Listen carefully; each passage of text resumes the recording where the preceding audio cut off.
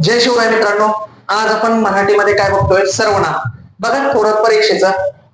सर्वनाम. सर्वनाम म्हणजे काय? नामाऐवजी येणाऱ्या शब्दाला सर्वनाम म्हणायचं.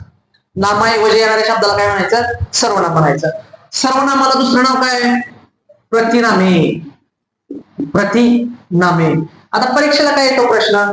मराठीमध्ये एकूण सर्वनामे किती? एकूण सर्वनामे किती? मग एकूण सर्वनामे आहेत 9. किती आहेत? 9. ती कोणती बघा? मी, तू, तो, हा, जो, कोण, काय, आपण, स्वतः. कोण, काय, आपण, स्वतः. बघा परत एकदा सांगतो. सर्वनाम दुसरं नाव काय? प्रतिनामे. सर्वनाम म्हणजे काय? नामाऐवजी वापरले जाणारा शब्द. सर्वनामाला प्रतिनामे म्हणतात. मराठीमध्ये एकूण सर्वनाम किती आहेत?